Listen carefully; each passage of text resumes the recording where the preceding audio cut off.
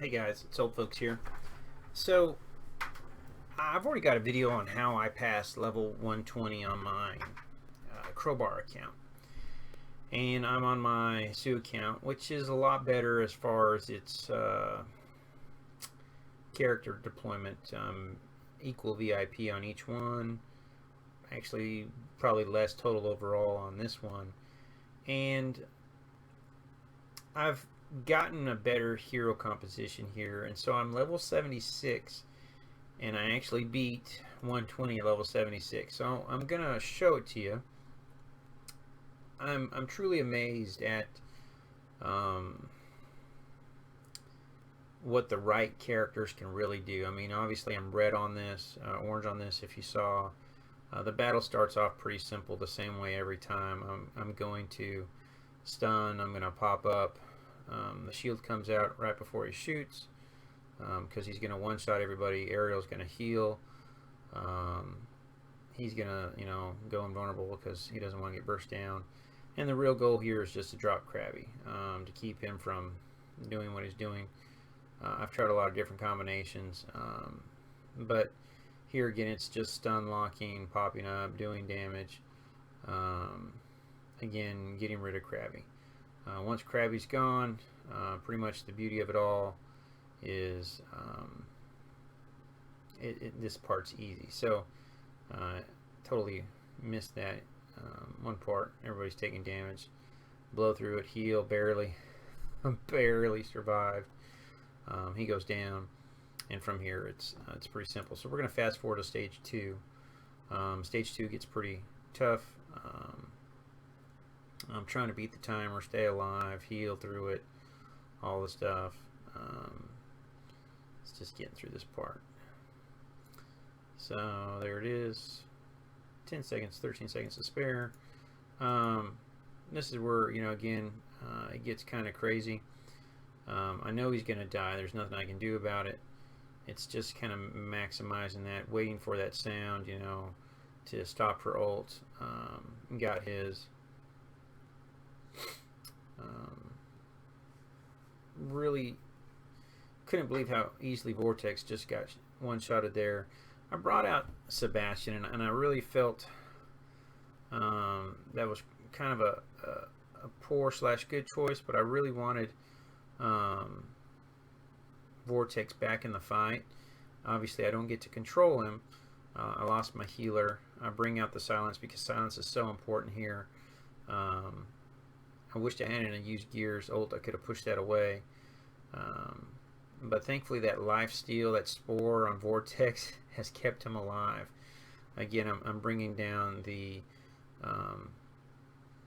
little AE part. So Vortex is kind of off on his own, still helping me out, still saving my bacon per se. I'm bringing out the tanks with the interrupts. I'm doing everything I can to avoid the damage they're just dishing out. That was a bad ult on my part there. I should have waited just a few more seconds. So here we go. We're down to 3. This is the part that barely got off in time. If he'd hit me with that, it would have been over. So here we go. It's pretty much over at this point. Gears are going to take him out, and then we just finish him up from here. So the difference when you look at this team compared to my other video, you can search Crystal Dungeon 120 or Crystal 120 or even just 120. You'll see is pretty crazy. Obviously, the majority of my damage came from these two, obviously, but a large chunk of my damage came from Rams again. Kind of from there. I knew VIP characters mattered. I mean, when you look at what I played with here, obviously there's 3 legendaries there. From the rest of the team that got pulled out, when you watch the video, you'll notice again, I didn't pull out like some people would Lilith. I didn't pull out Edwin. I didn't pull out any of those characters, though they were potential out there. I really stuck with the tanks to maximize my ability to CC, Blaine, again, those kind of things. but the star level is important, you know, and I'm going to say this real simple. When you're getting heroes from the Soulstone wishing part at VIP 8, and you really choose when to do it, I'm going to go look at that real quick for you. Let's exit this here. Go down here, wishing pool. Bye. So today's Teresa, and today's a phenomenal day to get some great heroes, at least 2 of those, along with her. You know, so that's really kind of a powerful thing there. You know, you can get a Silver Star pretty easy, Blaine, Silver Star pretty easy, Jacob. In fact, if you time this right, you know, you can have Jacob way before anyone else has him out of the arena. I mean, there's a lot of possibilities, and so, you know, I really maximized those days when I did pick up a legendary. So I'm blown away that at level 76 I was able to beat it. I'm not saying that in a bragging way, and I don't want you to take it like I'm bragging, but obviously the team composition, a few different legendaries, really made a difference, which has really made me rethink legendary purchases. Now, I'm going to be honest, I just lost Arena 1 today. The guy number 1's at 151. He's level 79. I can't beat him. I've tried every composition I have. He's just out leveled me, which means he's dropped a lot of diamonds on stamina, but that's okay. That's his game.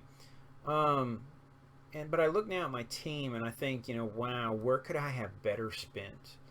You know, and that kind of comes down to a video I'm going to make on that, looking at, you know, the people we think about here that you build the team around, but are they really necessary?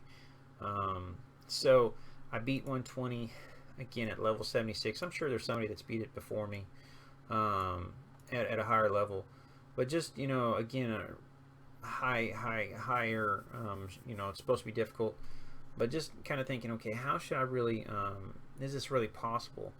And how does it really impact guys that I know that are level 85 and still struggle with 120? So I'm going to make another video on kind of what I just talked about. Don't want this to be a rambling one, so here it is, and let's dig a little deeper at the game and some of the things and intricacies in it to kind of maximize your success. Thanks for watching, guys.